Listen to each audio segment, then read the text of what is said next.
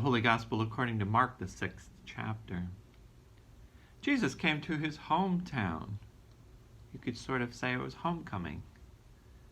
And his disciples followed him. On the Sabbath, he began to teach in the synagogue, and many who heard him were astounded. They said, "Where did this man get all this? What is this wisdom that has been given to him? What deeds of power are being done by his hands? Is not this the carpenter, the son of Mary, and brother of James and Joseph, and Judas and Simon? And are not his sisters here with us?" And they took offense at him.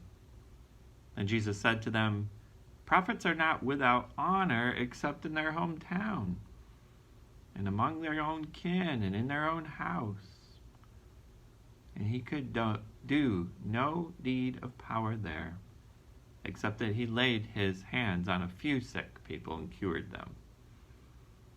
And he was amazed at their unbelief. Then he went about among the villages teaching.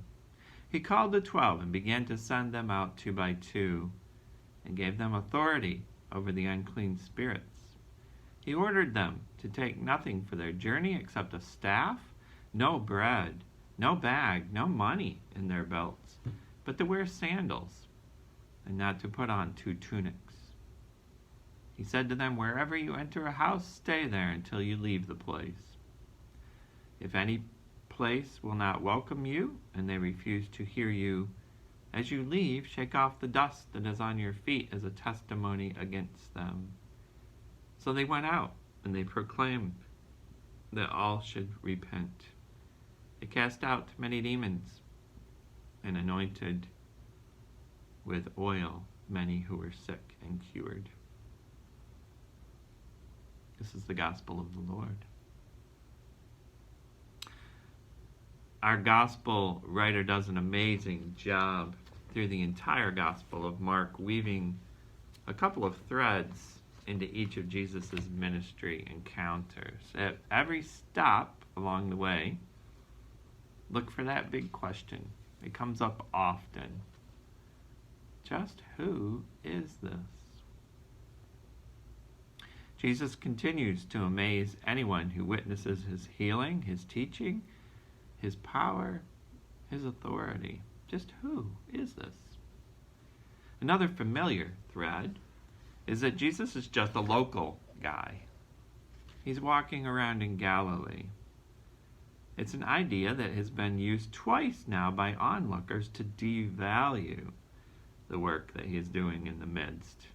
A couple of weeks ago, you may remember, the crowd was pitting Jesus against his own flesh and blood, his brothers and his mother. They were trying Jesus to get him to make a statement against his family in this whole identity campaign. Who is this? In today's gospel reading, Jesus goes to homecoming weekend. He teaches and heals and meets the same type of resistance. Just who is this? I thought this was the carpenter's son who grew up down the street, next to so-and-so. That story used to be on the corner next to them. You know how it goes. How can he be doing these great deeds? The people were amazed at what Jesus was saying and doing, but they couldn't grasp how it is that Jesus was worthy enough to be saying and doing these things. Where did he get this stuff from, they said.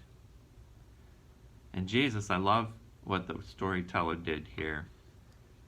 The storyteller writes, Jesus was amazed at their unbelief.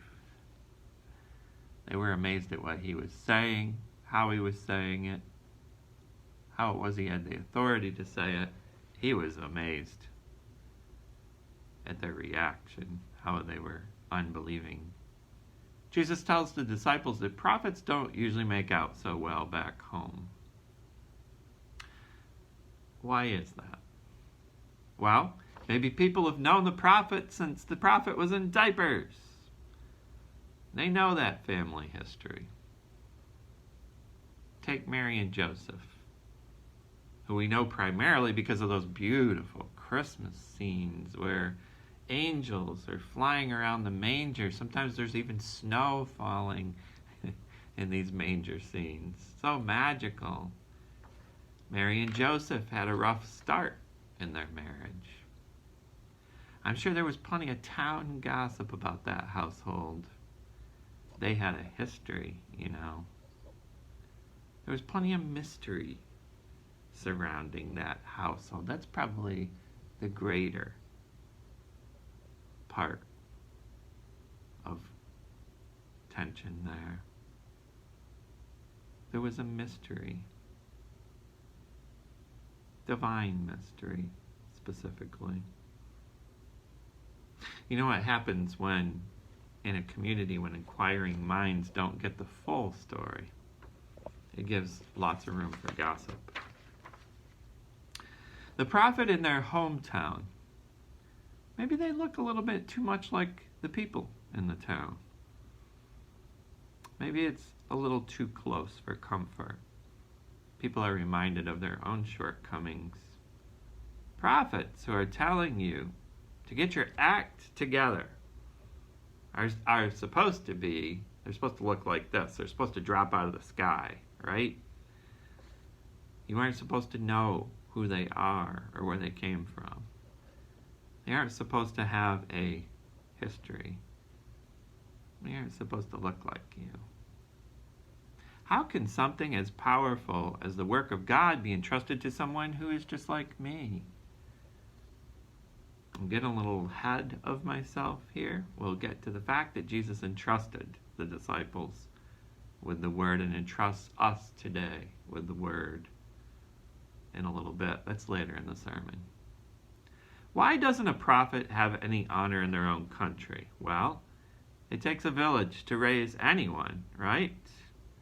Perhaps the teachers and nurturers feel they have taught the young, maturing prophet all they need to know, and that they should repeat only what they've been taught.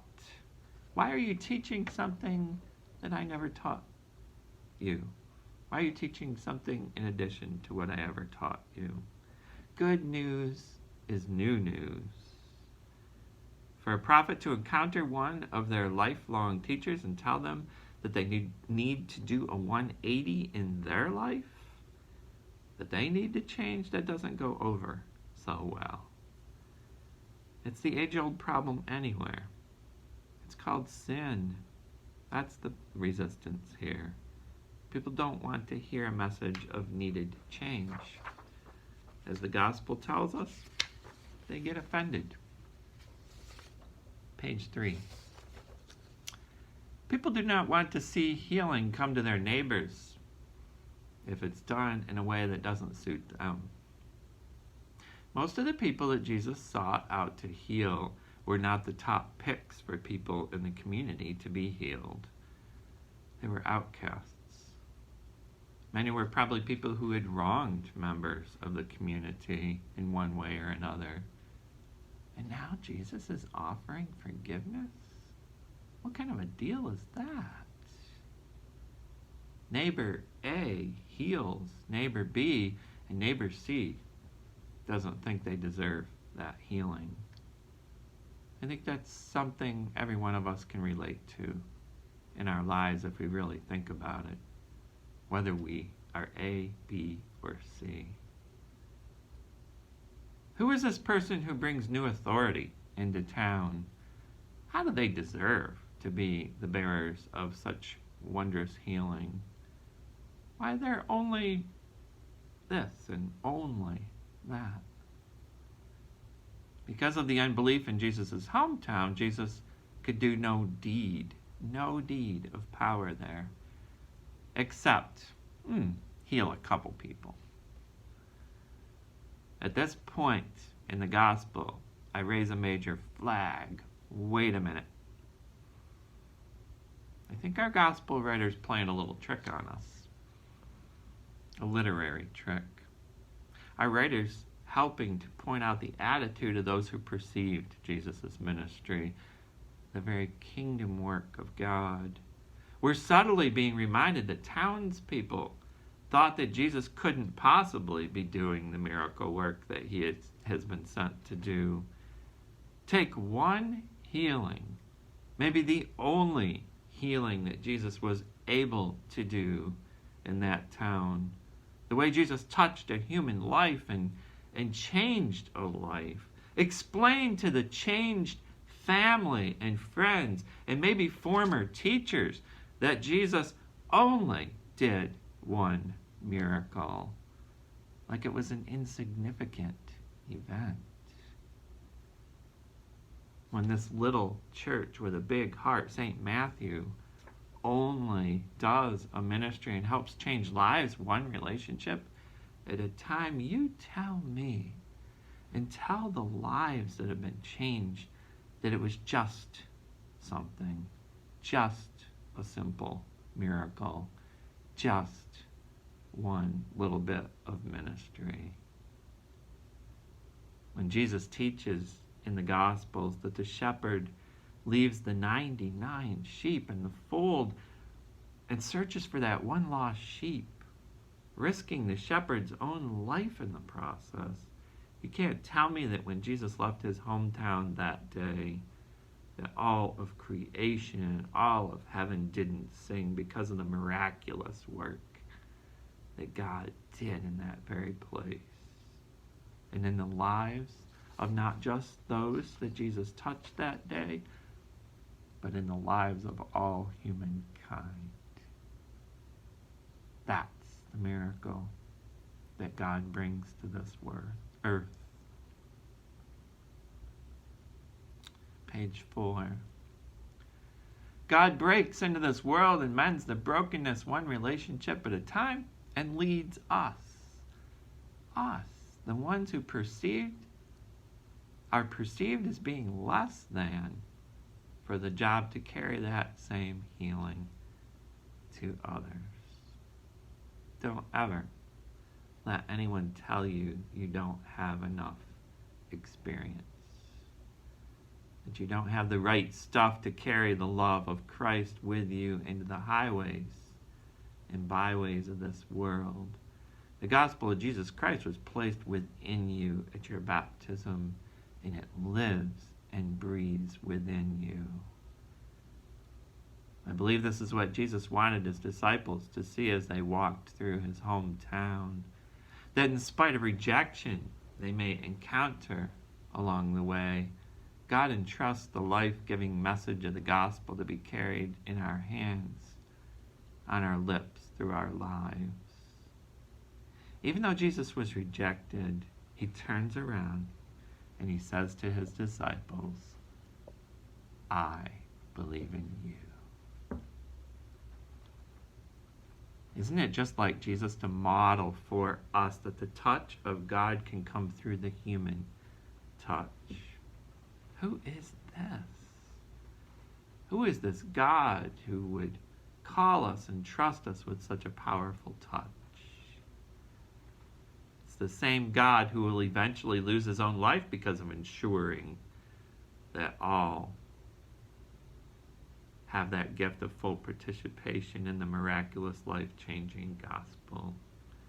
That's who this is. Who are we holding the good news in our hands? Who are we in need of the good news, being graced in our greatest need by the other, or being interrupted in our daily task by one who is ready to show God's grace to us? Who are we? Are we willing to trust that God has planted a word in one another? All of the A, B's, and C's. One that we can learn from, or that God has planted a word within us to be shared with one another. Who is this? What is this great mystery we have witnessed before our very eyes? What are we going to do with it?